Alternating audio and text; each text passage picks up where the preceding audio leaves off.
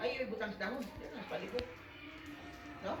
So, sa ato pa kung 200 litros si sobra, 210 litros, kaya napulo ka litro man to nga, napulo ka kilo man nga molasses.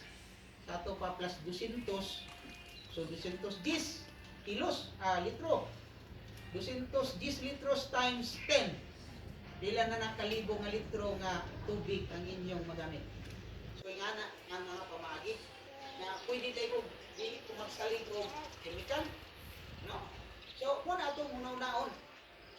Mga opportunity na siya sa Aklan nga kita nga mga IP, dili ka magsigi o sundog anang taga Bukidnon bitaw nga pag December, anis Gabaw niya, murag mag-anak. Niya madugay, nagdulog, dili na mag-asawa, magkambyo ng asawa. Niya kawaton pag yun ang asawa sa uban. Nga na, dilaw, naghang na hitabo anak. Niya, luoy ko kahit ang mga nitibo, hitabo na, masayaw-sayawon tas Davao na anak. Hindi ka pa kanon. Pag human sa activity, napas mo taon. Na, sir, sakit akong ulo, gigutom, kaya walay taon. Di pa sayaw lang mini congressman. Di pa sayaw lang mini konsihal. Gidala mi sa Davao, di pa sakay big dump truck. Kalukoy, no? O na, dili na to na siya gustong mahitabo. Sa ato ang mga nitibo, kinanglang butangan na to, espiritu, atong kagalingon, para kita mananungtad, makabaligya ka, makapalitag maayo, makapaeskwela ka sa itong mga anak, para dili nato ikakulaw ang atong tribo. Ngano man?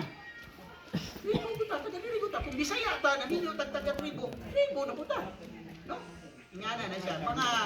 Mga hagit o challenge na siya sa tuwang tanan. No? So, ano siya? No? Cultural management. Ano siya? Duha ka pinaka-importante nga kape nga species, no? Ay, mayong buntag, yung tanan sir. So, duha ka importante nga kape nga klase, hindi sa ato ang ginagamit na to. No? Ginagamit. Una, kaning Coffea arabica. Ang kape nga arabica, evergreen na yung dahon, small tree na siya, up to 5 meters tall, kung hindi mo ipron, niya, murag mo anak, bulabong ang iyahang dahon, nga sinaw ang iyang dahon. No? Then, mag-produce na siya o mga anak nga sanga, no? O mag-mature ang leaves, ka-dark green sa tulo niya, o ang iyang younger leaves, naasa tumoy lang sa iyang dahon. Nasa tumoy sa dahon.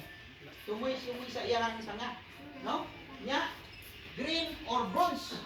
Ang iyang udlot, labi na katimor, ang iyang udlot, natay gitawag nga green plus, katong murag green lang siya, kung natay gitawag nga bronze plus, nga murag bronze. Makita ninyo na, dito sa ilahan ni Dr. Binos, duha ka klase ang atong katimor. Duha po, daghang klase po ang atong arabica. No? So, arabica, smoother siya, tamis kay daghan siya kasukal, tungkol kay ang kape. Pag naa sa higher elevation, isang ang saging, pag naa sa higher elevation, dugay siya mature, daghan siya carbohydrates, daghan siya asukal nga mapundo sa iyaha. O nang tamis siya. No? Yan na po siya flavor nga pag magkataas ang area, na siya chocolate. Makita na ito naman yan. No? Makita na ito yan. Characteristic.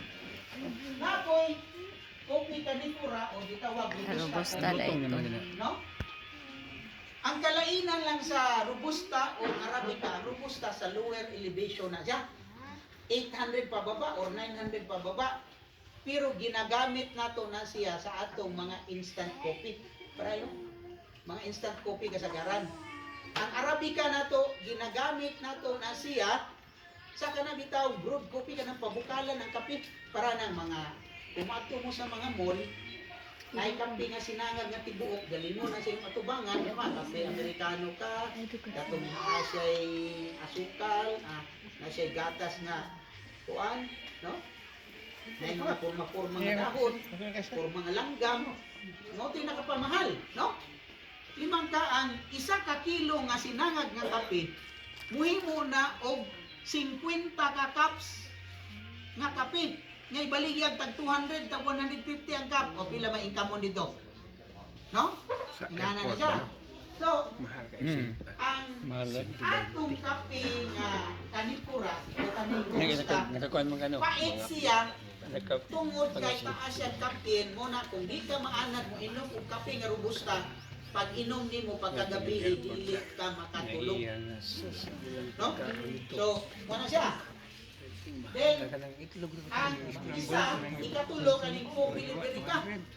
Katong mga itawag nila coffee barako. No? Liberica, sa mga lower elevation, bukahoy siya. Lagpan ng dahon, pero bukahoy. Hapoy itawag na to, excelsa. No? Excelsa. No? Coffee, katong dagko, bukahoy siya, na pwede ka makahigog balay-balay sa ibabaw. Pero perting gahian ni mo Harbison. Pagkakas man nga, gahi niya, lugkon ba nga, lukagon ba nga muna niya, lugkon, para makuha ang liso. No? Nakaroon lang, nakalamang nga karoon, tungod kay, naano tayo mga lumalter. No? Muna nga, organize mo nga grupo, makahimo mo grupo sa Department of Agriculture, agi po ninyo ang City Agri, para ano to ba, ma-endorse ko na mo. Ha? So, ano siya? Nag-focus lang tayong duha karon sa Arabica o Robusta. Kaya ang Arabica, daghan kayong lines, no? Na ay gitawag na itong Katibor, isa na ka-line. Tipika, usa ka-line. Orange Bourbon, red Bourbon, yellow Bourbon, tipika. Natay Pacamara, natay Katura, natay Gisya. Kanang gisya nga kami dito gikan ng Panama, ang presyo sa isa ka kilo nga sa gadono, mutong sa dili, kay premium siya quality, $13,000 ang kilo. Oh. Muna siya nga sa level na mo, wala ko handong sana kay ang available na to, Katimor naman. Natay Katimor, natay Mysore, nga katong uban no, nay Tipika, nay Orange Bourbon. Mo nay mga available na to ron. Pero bisag ingana, nay mo presyo tag 600, 500. Ang robusta gani karon, ang baligya karon nila is nay 180, nay 240, nay 400. Katong gitawag nila og kanang one fine robusta. Kabalo ba mo dito sa Benguet last year, no? Last year or this year lang. Ang presyo sa first class dito nga kape ni presyo 9,900 ang kilo. Sa isa ka kilo ha. Katong dili binulad sa yuta. Katong elevated nga maayo kay pagkapili, walay diki, patig kayo, pagluto perting lamia. No, ni presyo dito sa bidding og 9,900 ang kilo. Di na lang ta maghandom ana sa. Kay wa pa matay kape. Atong ihandom karon nga mga tanom tag kape. Mugwa po atong kape, bisag 300 lang. O katong hinog nga atong hinarbis, na may mupalit og 60 ang kilo. Kay sila na lang ang magpauga.